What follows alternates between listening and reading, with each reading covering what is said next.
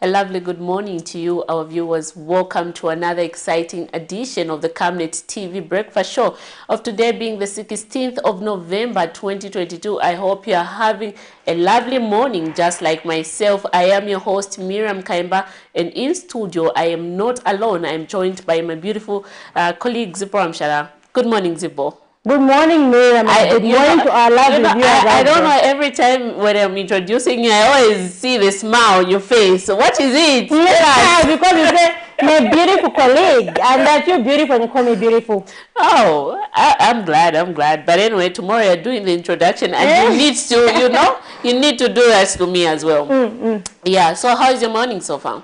I think so, right? I think today it's a very, very interesting day. This is where we go into politics. And for me, that's my specialty. I love politics. In school, I loved civic education. Without studying, I'd get 90% and all that. So this is really my specialty: community news as well as politics. So today, this is where we bring to our viewers issues of governance, human rights, and just how the political space happening here in Zambia. Just a few days ago, we saw the arrest of Economic and Equity Party President Chulifya Tayali, and he was arrested through a home raid.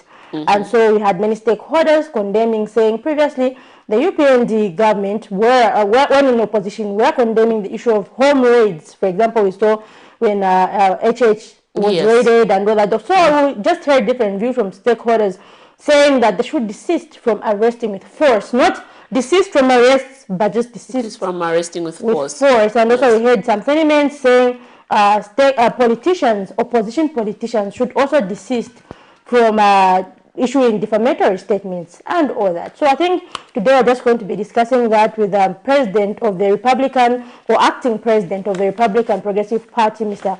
Cassius Akapelwa. Exactly, interesting, Zipporah, and we look forward to to having this good interaction. But anyway, to our viewers who are watching us this morning, please do note that at 8 hours sharp we'll be opening our phone lines and take part in our conversation this morning. And those watching us live on Facebook, you can drop us those comments or questions and we'll be able to respond to them. But right about now, we'll go direct into our morning boost just to keep ourselves fit and running for the day.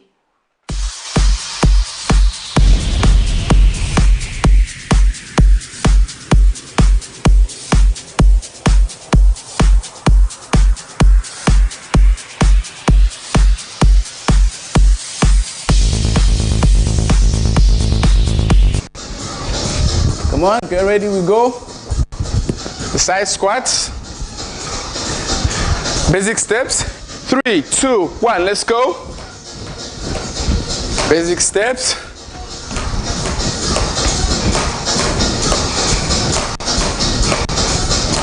After this, we do the side squat, both sides.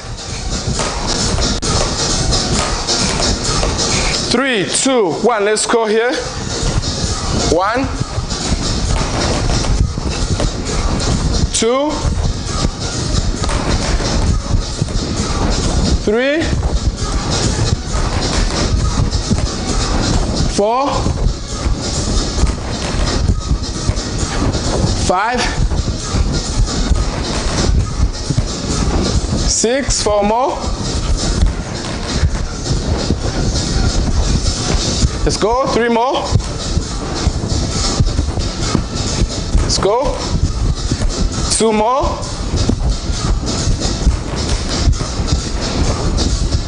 One more now. Okay. Heel touch, both sides. We go 3, 2, 1, let's go here.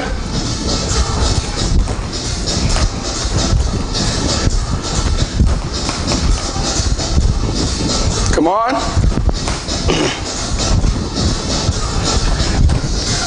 Let's go. That's 6, 7, 8, 9, and 10. Basic steps.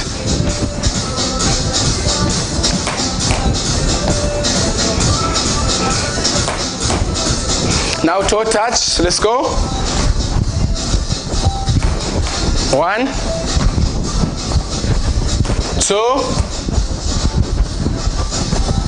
3,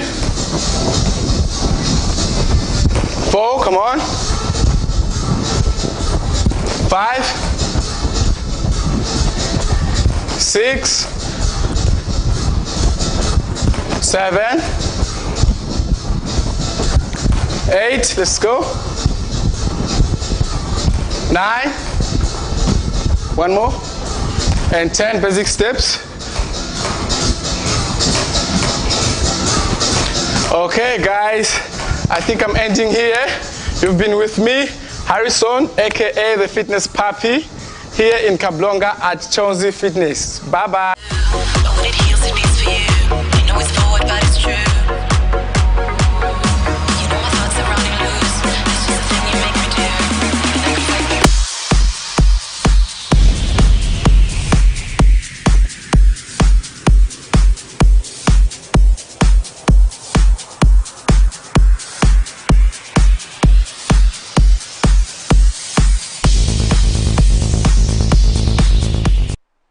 Quite interesting. There you have it from the Fitness Papi. I'm sure you did enjoy. I was trying to do one or two things with my colleague in the background, Zipporah, and we enjoyed ourselves. I think I am even exhausted right now. That's quite an interesting exercise. But anyway, Zipporah, the most interesting thing is, of all the things, how does it come up with this name, Fitness Papi? You know, I was come up with maybe a boa, those big dogs that have got muscle and all that. Then it would have made more sense to me anyway. But that was a very good exercise. I followed very well. Yeah, and they're not so tough. I think I've become used. Yeah, I've become You know that we just underestimate exercise. It keeps us fit. Like I feel so different every time when I do that. My day is healthy. I feel more flexible. And all that. Yeah, interesting. But anyway, right about now, we'll go direct into our next segment, which is the Healthy Corner, and just see what the doctors have for us this morning. Stay tuned.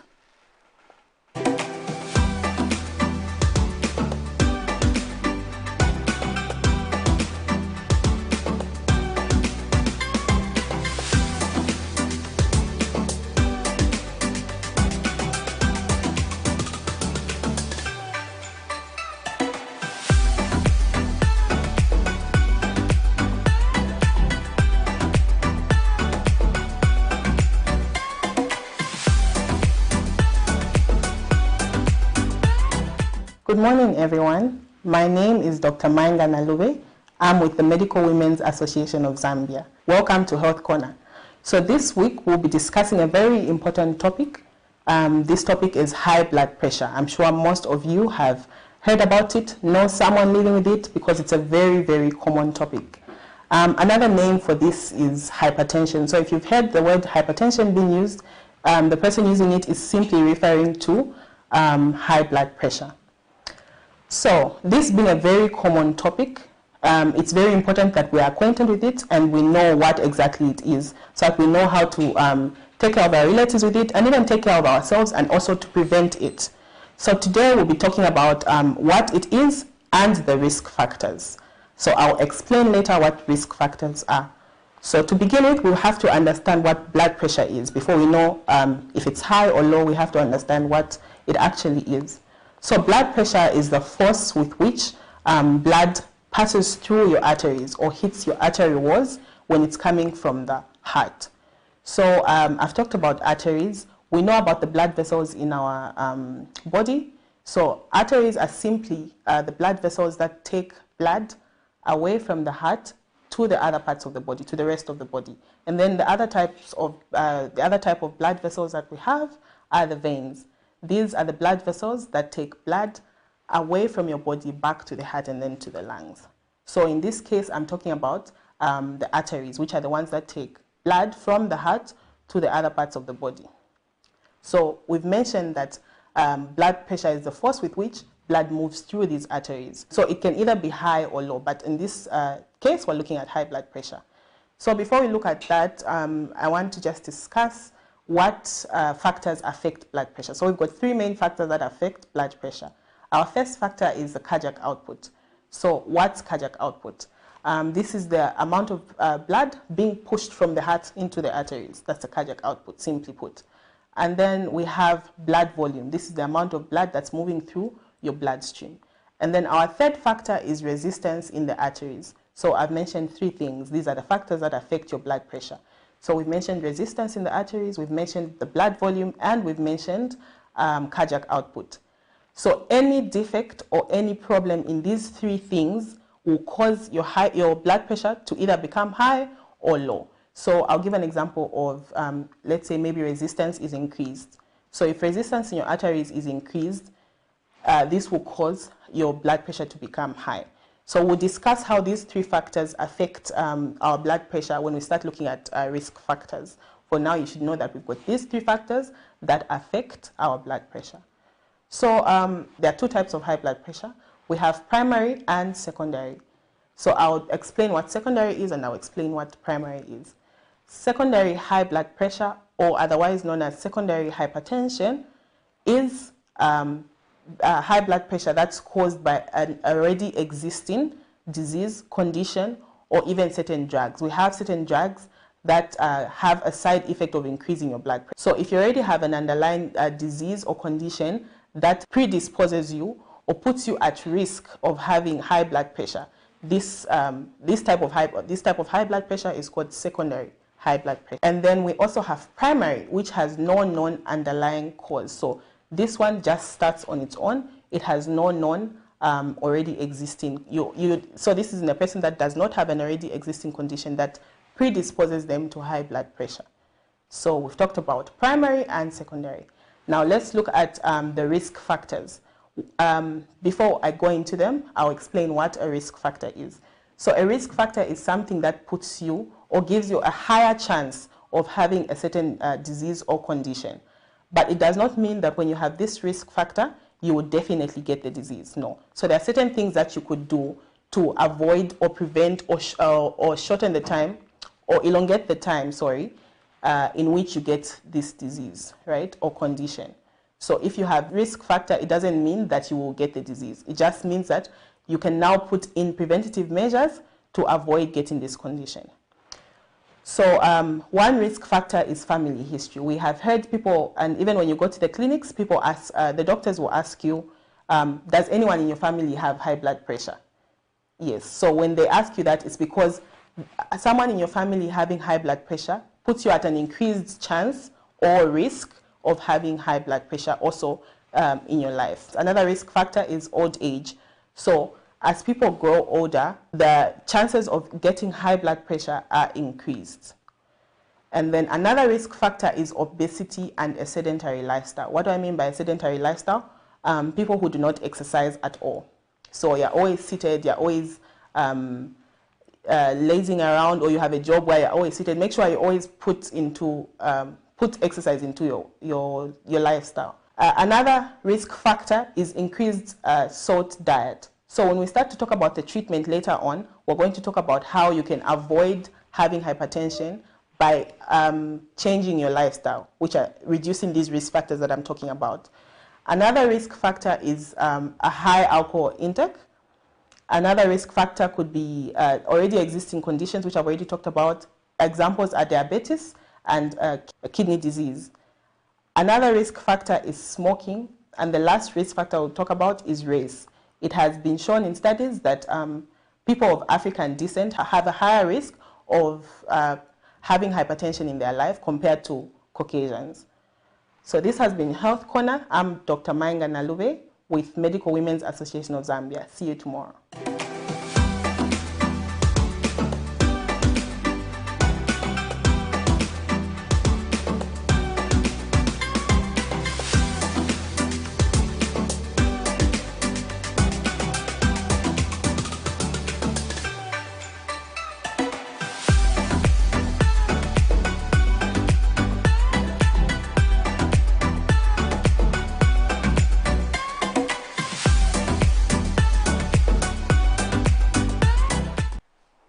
Quite interesting there. That was Dr. Mainga Nalube just telling us about high blood pressure, and I hope you learned one or two things from the doctor there. And it is always best to get your advice from medical doctors, unlike believing in myths. Of course, some traditional methods can work in dealing with high blood pressure. We've heard of all of these concoctions, but always make sure that you get that advice from the doctors. You can ask them, is it okay to use these home remedies? And they will be able to advise better based on scientific evidence. Miriam, your thoughts on what the doctor said there? Yeah, interesting views, Deborah. Just like you have mentioned that, a lot of people we have seen for quite some time, people are fond of using home remedies, and then there are myths surrounded with regards to issues surrounding high blood pressure. So, people have this, no, when I do this, I'll get this, when I do that. But anyway, it's always important, just like the doctors have said, make sure that you visit your nearest healthy clinics, facilities, so that you can get those instructions from the doctors, those healthy tips, and have a doctor, a medical qualified doctor, check on you and see what exactly is wrong with you, and they can advise exactly what medication you might need for your condition. Yeah. And just a reminder that you can actually come and sponsor the Health Corner, just like the next segment, which is the money market. Let's just take a look at today's money market to see how the kwacha is faring against major international convertibles. We have the Great British Pound there, buying at 19 kwacha 62 ngwe, selling at 20 kwacha 0 ngwe. The United States dollar buying at 16 kwacha 34 ngwe, selling at 16 kwacha 66 ngwe. The euro buying at 17 kwacha 12 ngwe, selling at 17 kwacha 45 ngwe. The South African rand buying at 0 kwacha 95 ngwe, selling at 0 kwacha 97 ngwe. Miriam, yesterday we were talking about the British pound nearing 20, and on the selling side today it is on 20. 20 exactly. And just looking at on the US dollar there, Zipporah, it was at 16 kwacha. Is it 63 ngwe somewhere there yesterday? Yeah, but today it's just well like up, quite up, with the 66 ngwe added there, you can see. And then like we keep on mentioning, we hope that as we move forth, we come to the end of the year, things will get better for our country. We don't want to see the kwacha again, going up to becoming an adult and stuff like that, so that we can have this confusion of commodities, prices of commodities going up, and all those kind of things that just come into play when we have such situation when the kwacha. Yeah. Yes, and yesterday, Miriam, we now move on to zooming the headlines, and just a reminder that we officially open our phone lines right now, so you can call in and contribute on the numbers that are scrolling on your screen, or leave us a message on Facebook. Moving on to zooming the headlines, Miriam, yesterday we saw a story from the Anti-Corruption Commission dealing with the issue of traffic corruption. Maybe just put our viewers up to speed, since I don't know who did the story. Yeah, so Zipporah, when it comes to corruption, traffic corruption, exactly, you find that a lot of traffic officers are formed, or they have been aligned, or known quite for some time, that they're most used on getting bribes when it comes to traffic issues. So yesterday, the anti-corruption launched a campaign of no bribes but fines. Okay, so you don't have to pay bribes to an officer. If your vehicle isn't fit to be used on the road, please don't use it. Because, for example, if you're a bus driver, Zipporah, and that vehicle isn't fit for road use, imagine how many lives you're putting in danger, because you're going to carry passengers. At the end of the day, you find accidents and stuff like that. So these were the concerns that the commission raised. The meeting was in collaboration with the police and also the Ministry of Home Affairs and Internal Security and Transparency International Zambia, because corruption also is coming into play. So how can we get rid of this thing in our country? And ma'am, I've noticed the same thing when we talk about unroadworthy vehicles. For example, if you're getting a bus, I think that was like on the weekend, on a Sunday, I got on a bus like from Tendere going to town. And at Kamala there, the driver made all of us get into another vehicle going to Kulima Tower there.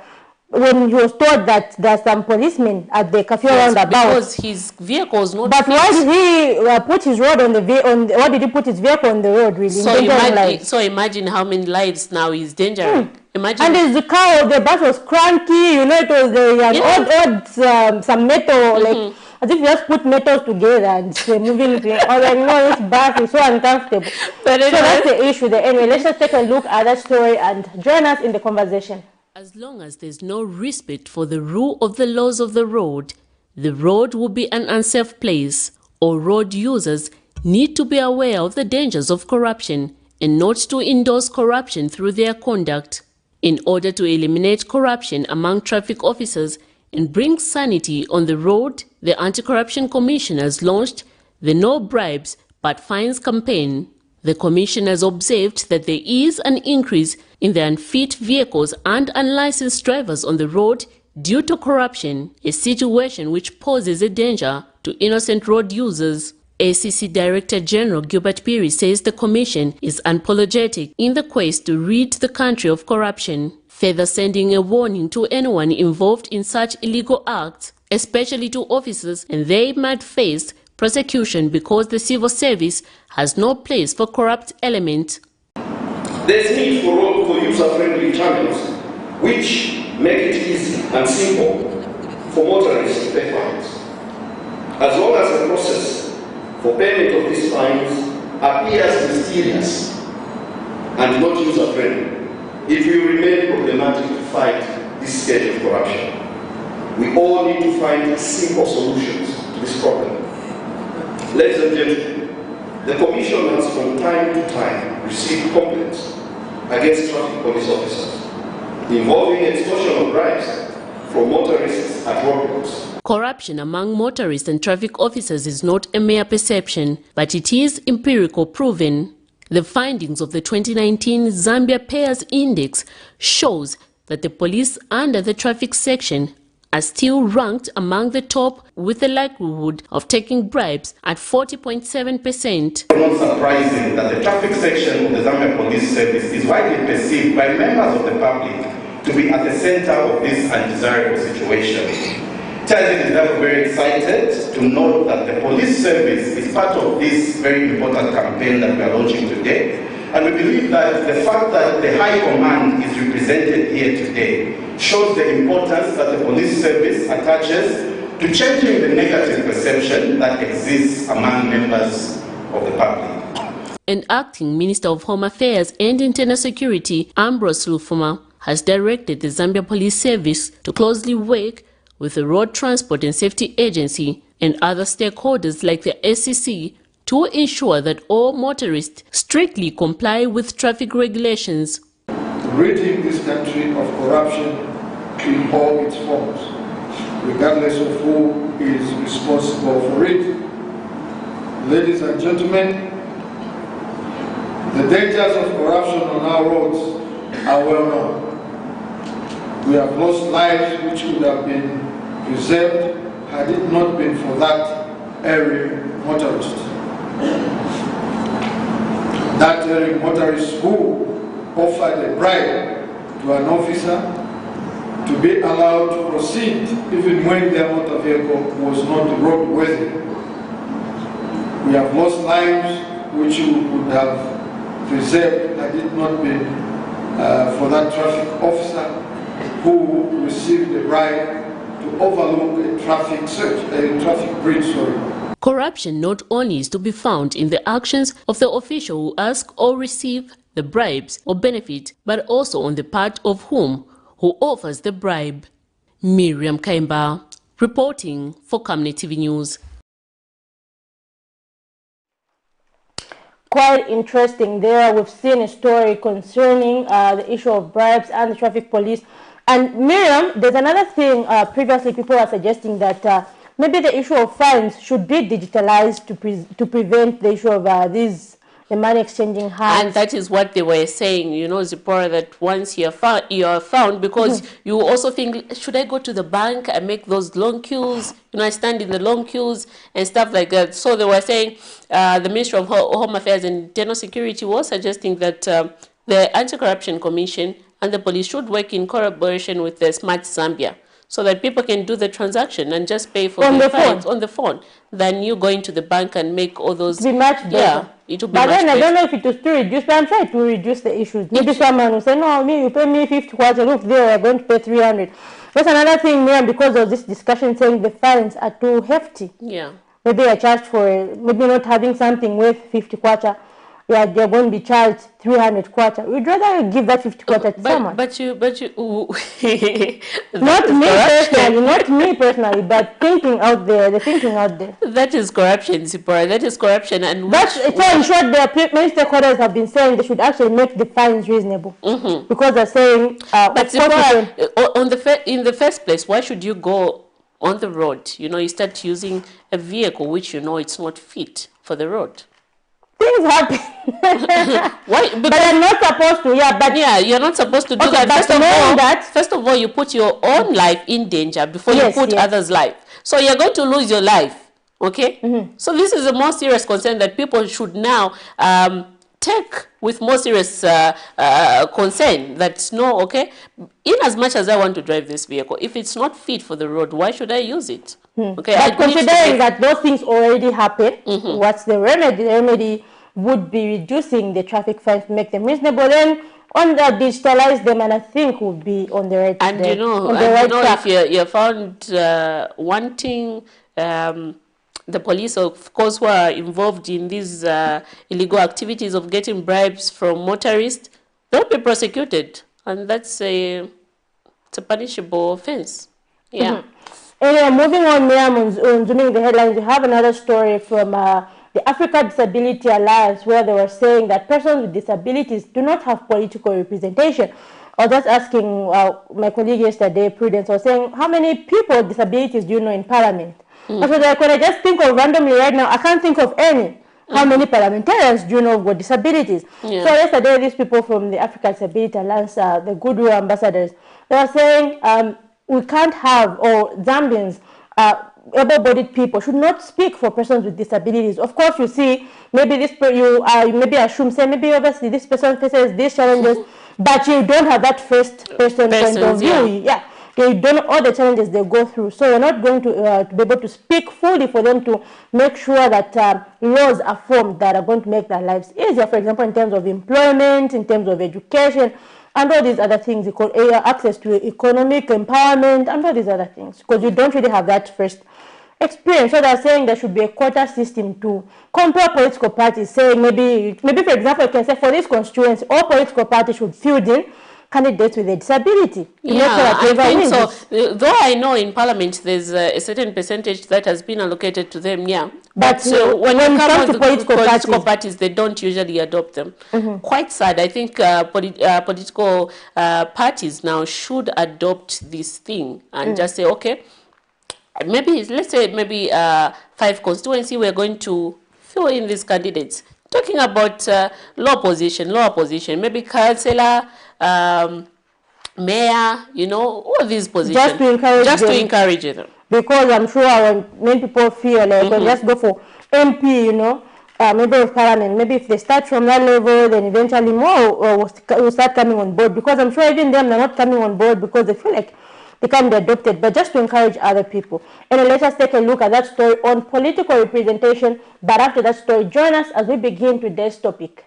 Statistics from the Zambia Statistics Agency, ZAMSTATS, indicate that Zambia has about 2.5 million persons with varying types of disabilities in the country, each with its own challenges, ranging from educational, social, and economic. Persons with disabilities do not have equal access to education, employment, political opportunities, and overall equal access to infrastructure as well as transportation in comparison to persons without disabilities. In addition to these challenges, this group of people has continued to lag behind in terms of representation in Parliament, lacking a first-person point of view voice, having to depend on able-bodied people to speak on their behalf. Africa Disability Alliance ADA Goodwill Ambassador Thomas Mutonga, who was also a parliamentary candidate for Chasefu constituency under the Patriotic Front in 2021, has called for a deliberate policy that will see this group of people getting quota representation in Parliament. And that's why we are thinking that it's important, because nothing for us without us. That slogan, it speaks volumes. It's not possible for you to really understand what, as a person with vision impairments, what I go through in terms of even, for instance, COVID, in terms of employment, in terms of family. It's difficult. You can learn about me, but you may not perfect your learning unless you give me an opportunity to speak for myself and to represent myself. The disability rights advocate has further challenged the Ministry of Health to release statistics showing how many persons with disabilities have been vaccinated against the coronavirus, stating that this will help in tailoring messages to target audiences. I know that maybe the infection issues may be quite difficult now because we needed to start that maybe in 2020. But the issue of vaccination, we need to know the statistics for persons with disabilities. That will help us, determine the next course, of action. Apparently, I think in all the data reports that maybe the Ministry of Health has been presenting, I've not come across any time where they've talked about persons with disabilities being covered. So we honestly need that. He has further called for more funding for this group of people, noting that only about 20% of the budget allocated to the Zambia Agency for Persons with Disabilities, ZAPID, is ever released annually. Zipporah Mshala, Camnet News, Lusaka.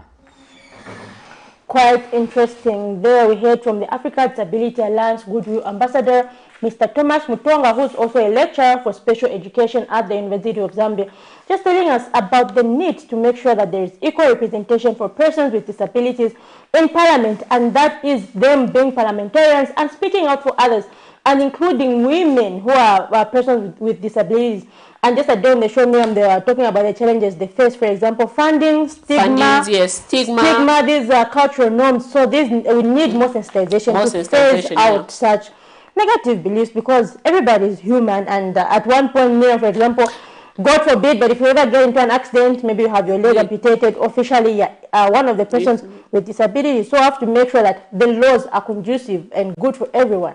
And Zipporah, we should also not forget the fact that these people are also doing quite okay in society, when it comes to education, when it comes to other things that they're offering, contributing toward our country. They're doing so well, and this is something that we should appreciate. We can't say no. We put aside persons with disabilities from taking part in certain position or involvement, because they're doing so much. Let's talk about Mr. Mtonga, the one you just interviewed. He's a lecturer. You see how much he has contributed when it comes to the education sector. Yeah, so he's doing quite a lot of things, and this is something that we should appreciate and not just ignore that fact, and also give them equal opportunity to have their voices being heard, as well as equal representation in Parliament. Yes, quite interesting there, Miriam. And just now we jump right into our topic, which is governance, human rights, and democracy in Zambia. So now you can call us on the numbers that are scrolling on your screen, or leave us a message on Facebook. We're discussing the recent arrest of Chili Fetali, the Economic and Equity Party president, on defamation of the president. So there were some concerns from stakeholders stating that the way he was arrested was not good, because he was arrested during a home raid, with some even going as far as accusing the UPND of doing the very things they condemned. So what is your view on the governance status in the country right now? And yesterday we also saw some news, Miriam, from UPND, the United Party for National Development, which is the current administration, complaining, saying they fought for the party, they were arrested, were fighting for the party, they were told they should be strong. When the UPND wins, everything will be okay. And they're saying up to now they're still waiting. So your thoughts on that? So what do they want right now? That is my question. What do they want? You can't ask what they want. They were arrested. They were arrested. They have told you what they want. They want the party to come up with a way of empowering them. Because I asked them, what about CDF? Zambians have been given CDF. Why So they didn't they said take we've back? tried all that. In fact, we're not even promised CDF, but we've tried. We've failed. We're not promised CDF as was promised by the UPND, and so now want the UPND to remember us the same way they promised. What has changed now that they have won? So anyway, let's just take a look at that story as we get joined by our guest, the acting Republican and Progressive Party RPP President, Mr. Cassius Acapella, to discuss the topic of democracy, human rights, and governance. Do stay tuned in. More youths belonging to the ruling United Party for National Development, UPND, have continued to come forward, claiming that those who fought for the party in its 23 years of being in opposition have continued to languish in poverty, as though they are still in opposition, over 1 year after the party's victory in August 2021. Shortly after, some youths of Kanyama compound aired the same grievances. A group of 7 youths who say they were among those who underwent wrongful arrest for supporting the UPND have come forward, stating that they are seeing no benefit of having supported the party, as their lives have not changed. The youths explained that they were in incarceration in Luanshya from 2016 to 2020 after they were wrongfully arrested along with President of the then opposition UPND and then Vice Party President Geoffrey Walyamwamba, GBM. Batureda batabantu twachulona bena uko kabwe bamyuna mwanakambwe bali babikana permanent secretary twaya ku Luanshya ba Camnet Karunga bali babikana permanent secretary eba tusale no kutsera kwa ati imwe mwe freedom fighter manje fetu upotwa winina ishipani cha mupao tureda baturechola fie mwe balipo but today friendly asake ya unga kwa tulio kubwali fwa vyo wafuirisha kana ushanga mapita umundu mwakutumwa wapitire mwatapata sije binunga vya wawini na yote vyo na urafi ya wako kwini.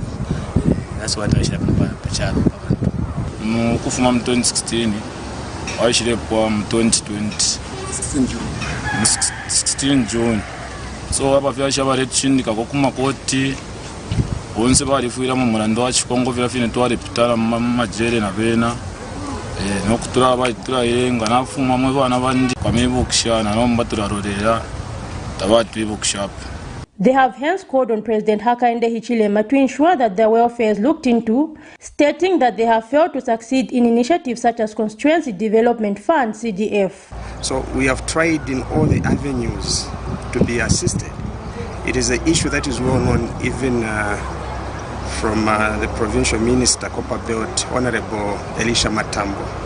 And also the leadership in Luanshya district, they are aware about this issue. So we are appealing to the president that he can assist in any way possible. He has a mandate. He's looking at so many millions of people in this country.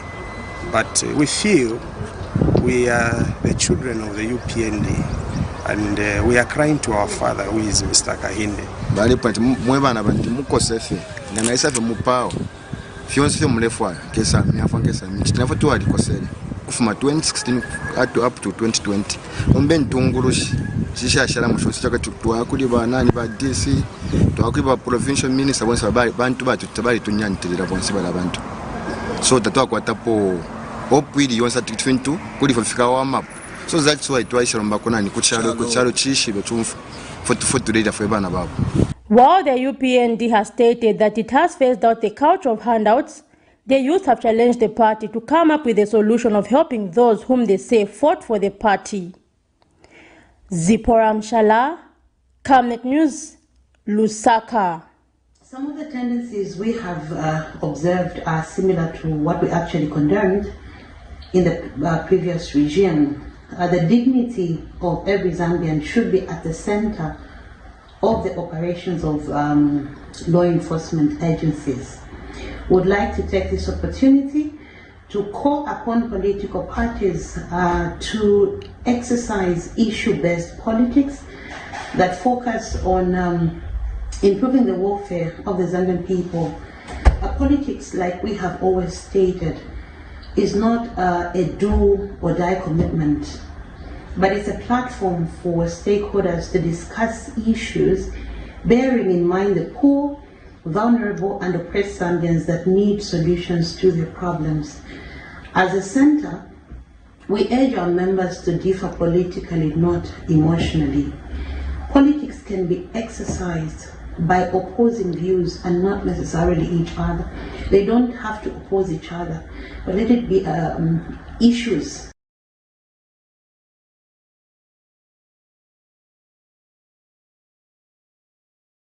Thank you for staying tuned to the Camnet TV Breakfast Show. We are joined in studio by the acting Republican Progressive Party President, Mr. Cassius Akapelwa, who is helping us discuss our topic of discussion this morning, where we are looking at democracy, human rights, and governance.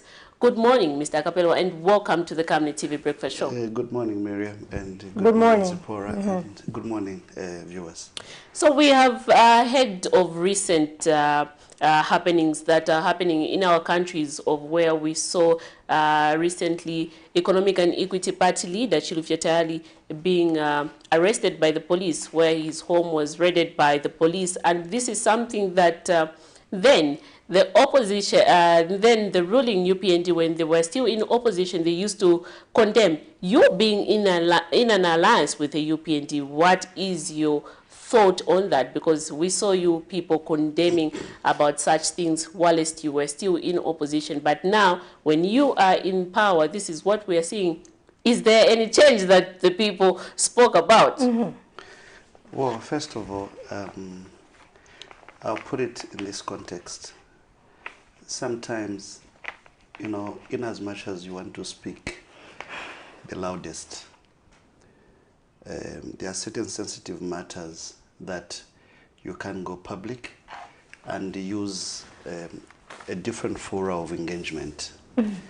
See, Chilufya Tayali, it's unfortunate that he finds himself in such a circumstance. However, if you look at most of his statements that he was ranting, were so alarming, okay? Because we are dealing with humanity, we are dealing with people and families that lost their loved ones. To insinuate that the president was involved in activities of gassing, that was a very serious allegations that did not even require a process that of a sort of time wastage. Look, people are still grieving on that matter, and the matters have been investigated, and the Zambian people are waiting for those investigations to be exhausted. There comes boomerangs, and somebody starts alleging that the incumbent was the one that was at the center stage to orchestrate such kind of an activity. So, you know, he's an alarmist, and he's been cautioned several times. It's unfortunate. I don't know how he finds himself so courageous that you could, you know, it does not mean when you speak the loudest, you are brain enough than everyone. There are eminent people in society that could have information on this particular matter. Chilufya Tayali, unfortunately, sounded the loudest. So the police, all that they are doing is that they are doing their job. They want to investigate, and he should tell them at what point was President Hakainde Hichilema involved. So to put it in that context that it was a raid, if it was a raid, it was an immediate situation that needed immediate attention. So let Comrade Tayali tell the nation, and I'm sure that after the police have interrogated, we should have had a report at the end of it all, and Chilufya Tayali would have made those confessions. So it's unfortunate that he who speaks the loudest sends the loudest signal. And the signal that we are getting right now is that Chilufya Tayali sent that signal, hence the police moving in, apprehended him, and this is where we are today. Now, there have been some sentiments that from different stakeholders who have been calling for the quick reformation of the defamation of the law. President saying this is one of the most archaic laws used to maybe intimidate opposition political parties. What's your thought on that? You see, UPND has just been a year in power. First of all, it's got its own priorities. We cannot then rush to make amendments to certain laws when there are immediate solutions. And those immediate solutions are economic solutions. So obviously, with time ahead, there will come a time that those archaic laws obviously have to be amended. And I know for sure that those pronouncements were made by the president himself. I'm pretty much sure that with time, those laws will be amended. But for now, you have to use the same laws. You can't trash them away because they're the same laws that exist now. So with time, I'm pretty much sure that Parliament will convene and obviously look into those archaic laws. After the 2026 or before 2026? No, I wouldn't say that because I'm not in the executive. And I can pretty much tell you to say, I think with time, obviously, because those were pronouncements of President Hakainde Hichilema, that certain laws have to be revisited and obviously amended. But Mr. Akapelwa, this brings me back to my the earlier thing you said. When we talk of human rights, you people, when you were in the opposition, you yourself, you are in the alliance with the UPND government. When you were in opposition, you condemned about such activities where the police would raid someone's house and arrest them, maybe without any proper documentation, like call-outs and stuff like that. And then now we are seeing these things that you used to condemn. Is there any change? Is this the change that, you know, people would say, okay, this is what we eliminated for, this is something that we didn't want to see? And exactly, people are saying right now that you are doing the opposite of what you condemned. Miriam, change is a process. And it's very unfortunate that when certain statements are made by a citizen, maybe even where the president is not aware, and the institutions that preside on these matters actively get involved, the backstops again is at the president, even on matters that he probably is not even aware of. However, I'll tell you that the institutions right now are acting independently. Like the Zambia police. Today, if you look at the same police officers who used to deal with us when we were in the opposition, they are same police officers. Nothing has changed at all. So now, to say change is inevitable, yes. But I'll tell you that there are certain statements that does not even require for you to start thinking and debating.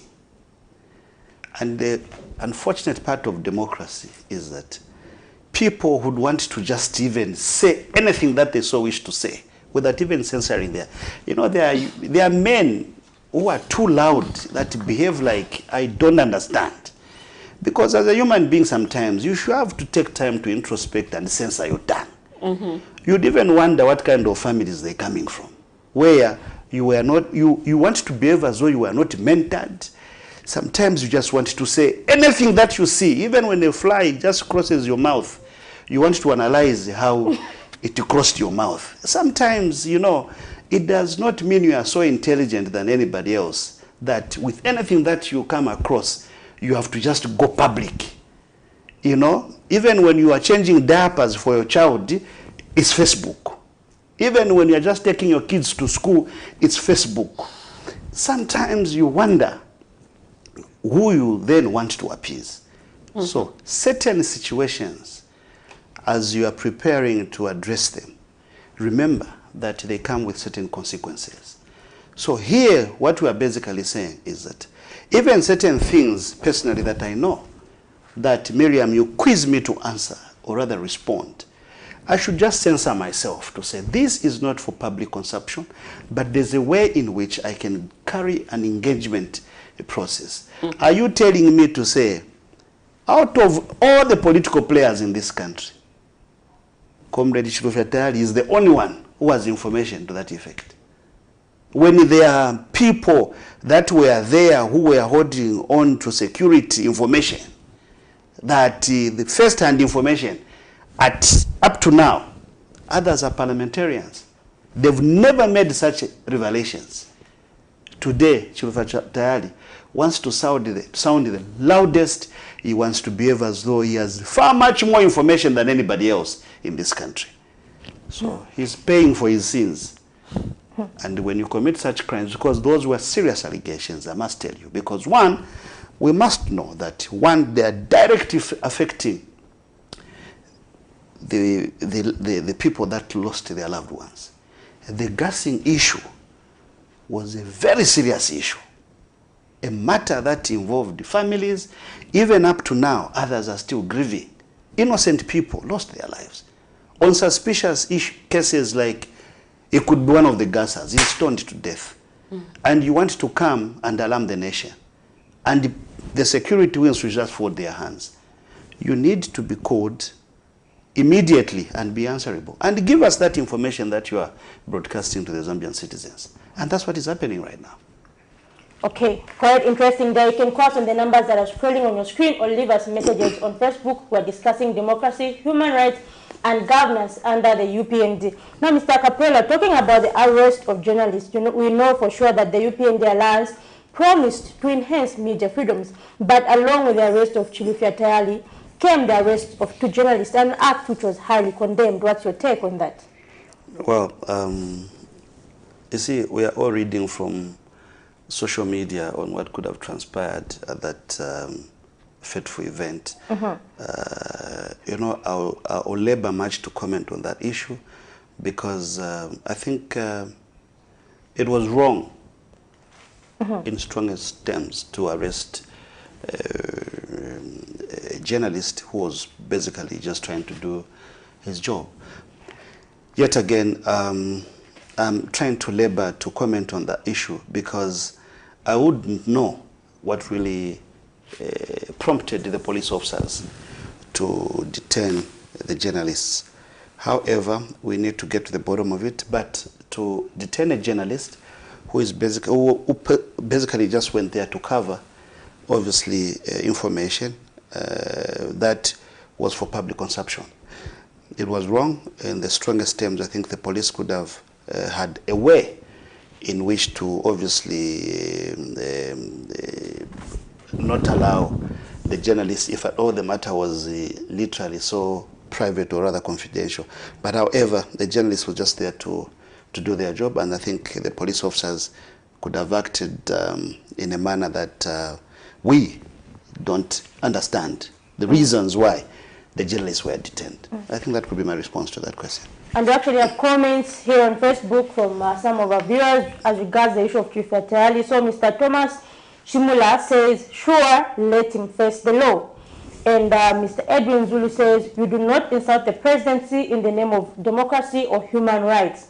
That is an institution you must respect no matter the grievances. We can agree or disagree behind the scenes, but morally and traditionally, it is an affront to our cultural values and customs. We must not be copycats. So maybe your response to some of the viewers out there. Well, they are very right. I'm hoping it's Comrade Edwin Zulu that I know.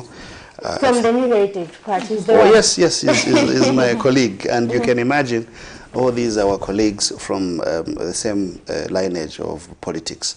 So really, the president has to be respected.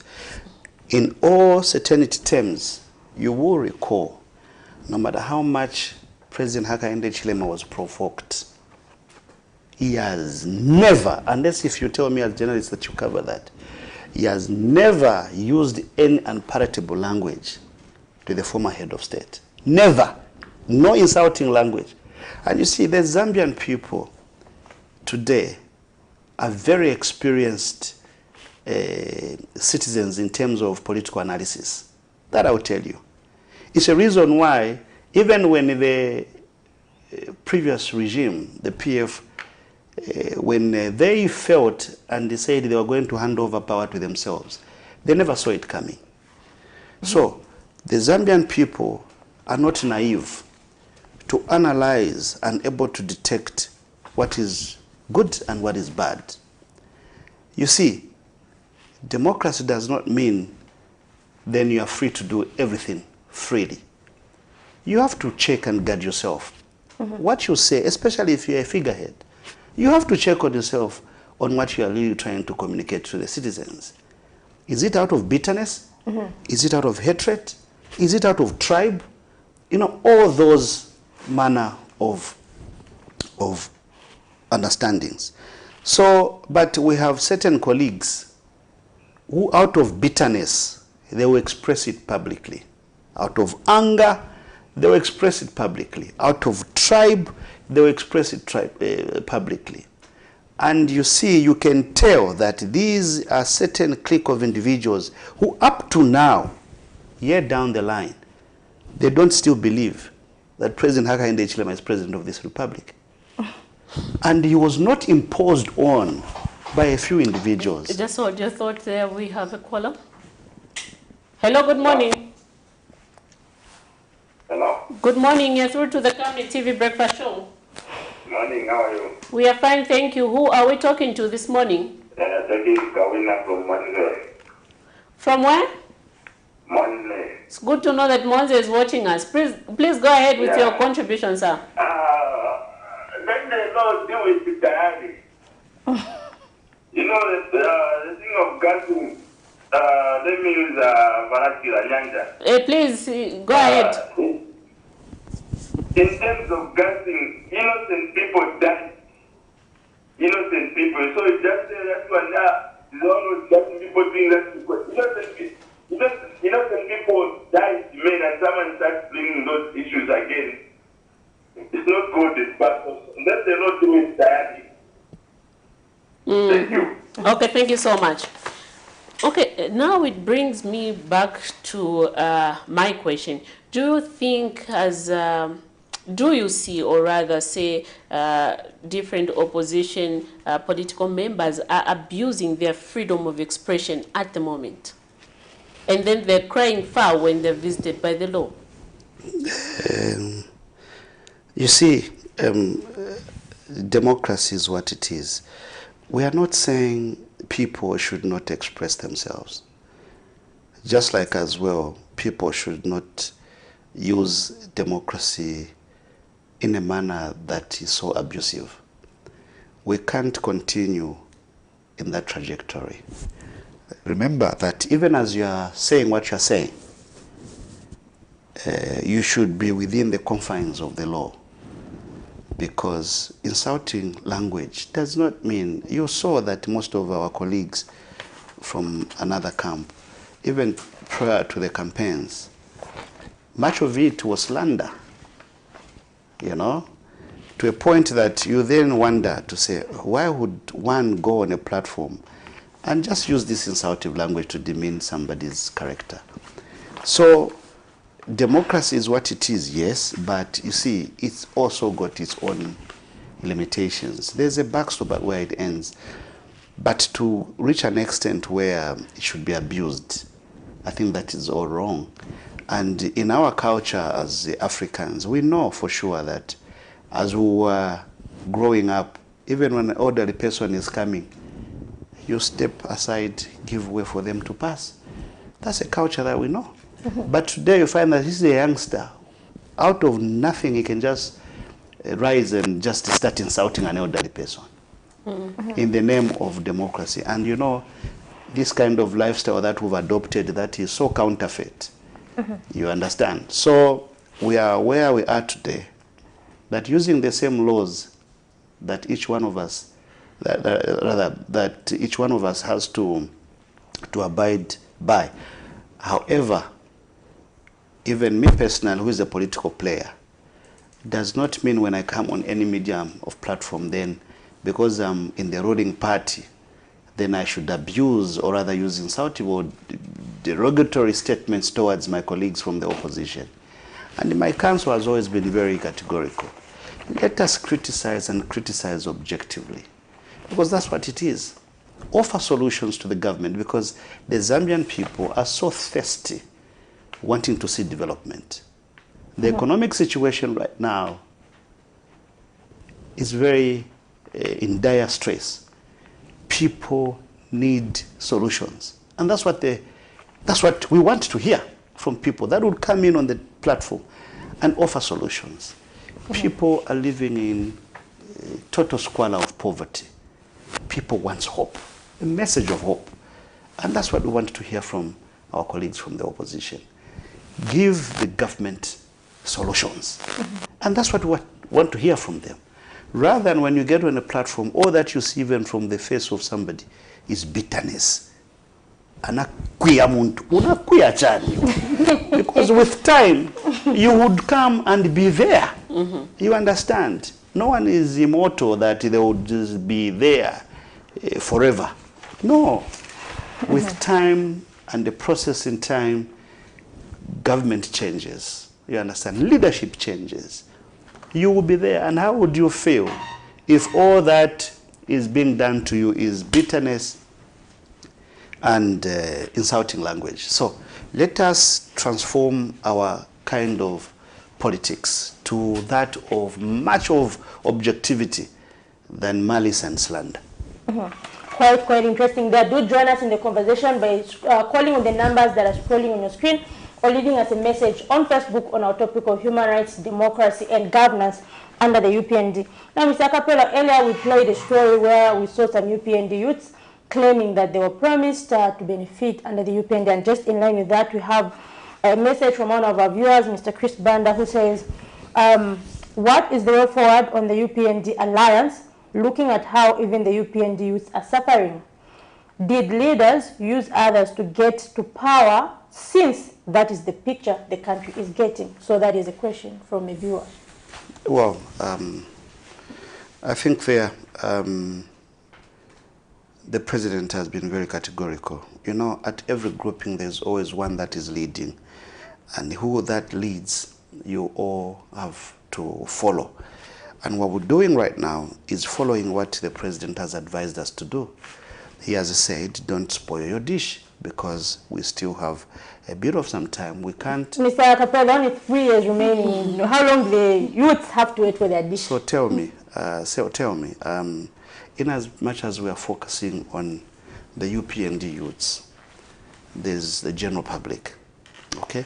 We do understand, I will tell you this, we do understand that a number of young people fought to be where the UPND is today. But you know, you can't deploy everyone at the same time.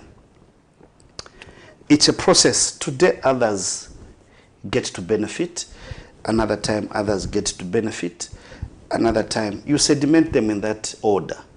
Because if we literally say, let all the young people that fought for the party come at the same time, where are you going to leave the general public?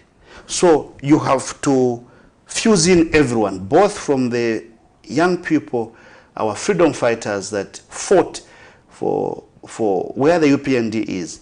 Moreover, I always say this, you see, when you decide to become a freedom fighter, don't attach conditions. Because you see, when you attach conditions, you will suffocate with pressure. It's a reason why you see that if we look at in the odd times, those that literally fought, that walked naked to the streets, they were not recognized in the sense that they get a job. Probably they were honored in an instance that they were part of the system that were able to free the people.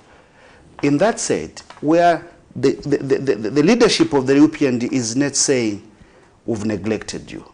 But the process is that, you see, when you are so desperate for something, you expect it to happen just right there and then. But you know, again, when there is planning and order, it takes a process. These young people, hope is still alive. And I know for sure that they will be infused in whatever that they... And you know what they are doing is correct. They are expressing themselves so that they send a signal that we are still waiting. If you hear those statements, they are basically saying, we are waiting and we're waiting for too long. So we're basically saying they should not lose out of patience. If this man, the president, you see, I've learned a lot from him. Do you know of the things that he went through? He would have given up along the way. Imagine with your family in a home, they smoke your bunker. smoking it, you've heard this testimony where the wife even fainted, if not twice. The pressure was too much. I can tell you, in life, if you easily give up on things, you will never score for anything. I always advise my fellow young people that the process of you wanting to automatically get a job because you are a freedom fighter does not come automatic. It's a process that it takes you to take a lay back. As you are waiting, continue fighting economically. How do you do that? Opportunities are there, and those opportunities are actually, you are privileged that you are part of the governance system. You know a number of people. We know that some of our colleagues in the executive have switched contacts. They've stopped picking calls. We are aware. We know, and we're experiencing it. But you see, that is not leadership. And these young people, all that they are asking for is that, can you create an immediate solution for us? And those solutions, sometimes how they operate, is just to call them and give them hope. Many of the times we walk on these streets, people ask for money. Boss, tichekele niko. Boss, munaona tinavutika, you duped us. But you see, when you talk to them and engage them and make them understand, you don't lose anything. But we have some of our colleagues, just upon appointment, even just walking to their office, they would never wish to see anybody. That's not leadership. We still have a little bit of time that let us reflect back and realize where we're coming from. The same young people that helped us get to the top are the same young people that you'll have to go back again and ask them to help you to get to the top. Because if you close those doors, trust me, it'll be very difficult for you to get down again. They would rather choose another person.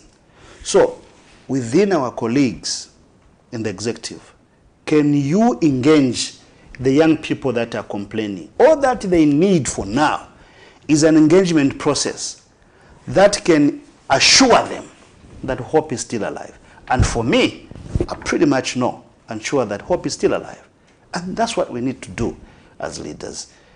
I've got to take a smoke and timber where I operate from. Every day, people walk to me. Every day. Sometimes I feel like running away. But I feel that's not a solution. The best thing I can do, even if I don't have in my pockets, I would rather explain and probably give them another day. Or if I have the little, I share with them. But as the process is going, people need to be hopeful. Never and never give up. Because when you give up along the way, imagine you give up from the group of 20, the 3 of you give up along the way. We have individuals even before they realized, those that toiled so hard with the president, along the way, before it dawned, they gave up. And those that stood with the president, today, they understand what it means never to give up.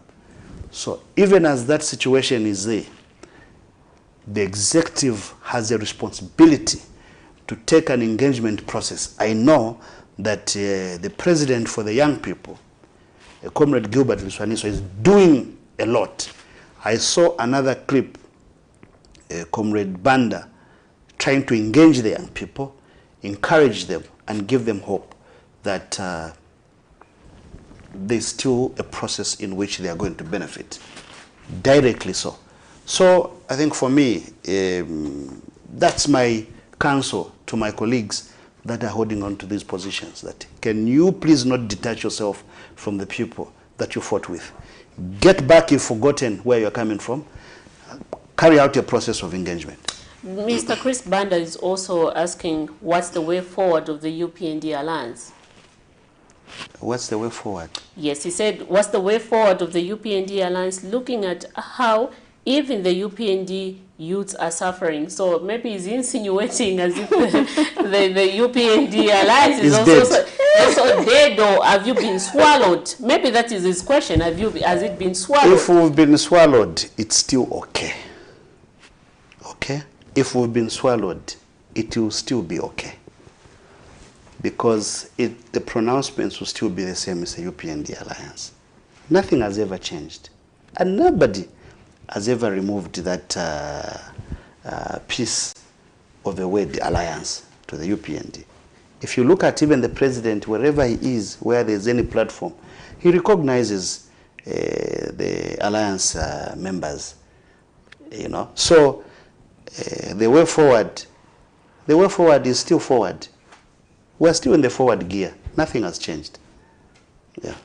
And in closing, you know, you have a last comment we're going to read here from Mr. Tommy Chimula, who says, on the issue of Chilifatali, gassing, people suffered a lot during that time. So if Tali knows someone behind the gassing, he needs to tell us about gassing, not always accusing the head of state. So that was just one of the last comments there as we get to wrap up on the segment. So maybe in conclusion, Mr. Kapela, do you feel the opposition in Zambia practice issue-based politics, or are they just maybe into what some would term ranting for the sake of gaining maybe political mileage?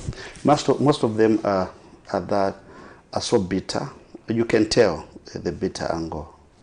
And most of them have just created this euphoria to feel they know what crimes they committed. So they are using their political positions, okay? They're using their political positions that when the law enforcement agencies follow them, the first thing that they will do is, you see, is political. You get my point. So we know those politicians from the opposition that, one, are logical, and they don't shy away from this. We have a lady like Chishala Kateka. Even when you hear her speak, okay, even when you hear her communicate to the people, much of what she says is objectivity. These are kind of politicians from oppositions that we want, who are not full of slander and bitterness. We want political players who would come in and offer prudency to the political landscape of this country, objectivity to the political landscape of this country, because that's what actually inspires the young people. He who will come and tell us what they feel they would do and where the government is failing and how the government should do it. That's what we want to see. Politics that are full of inspirations, not politics that are full of bitterness, anger, tribe. Moreover, some of us don't even believe in this thing called the tribes. You understand? My wife is Bemba. My mom is Bemba. I'm Lozi. What tribe are my children? Zambia. Thank you. Then you want to come on a platform and talk about the best tribe because me, you want to feel superior. I should feel so superior than you. I should feel superior than Miriam. It's nonsense. Let us be a Zambian that is collective and wanting to develop this country.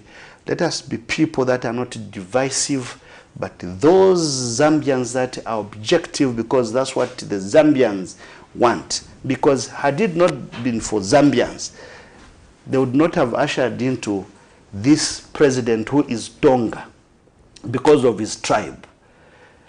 From the northern region, from the eastern region, from the western, northwestern region, from the southern region, from the central region, they voted for him and garnered up 1.8 or 2.8 million.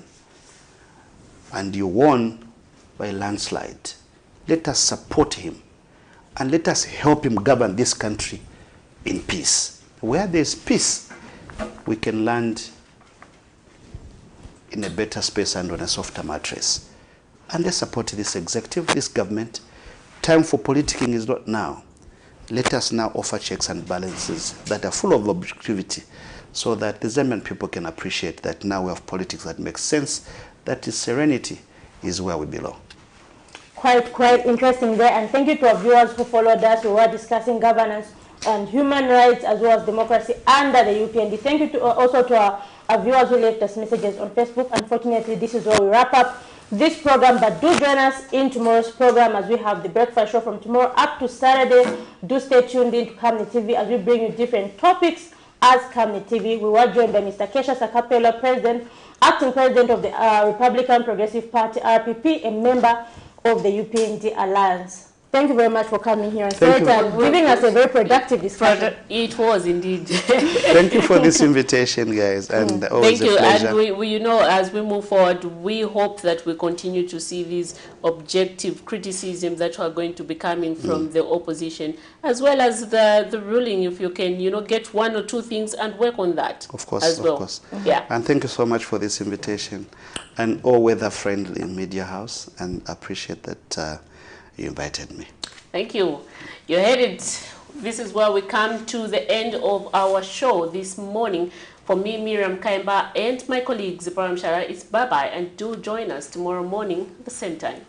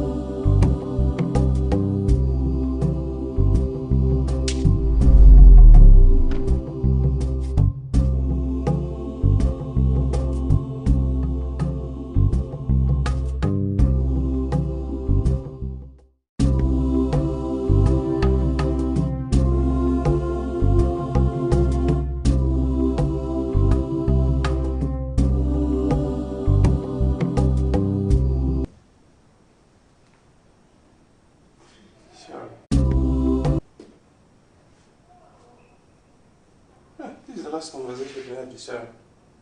When I was editing her story. I'm sure it's good.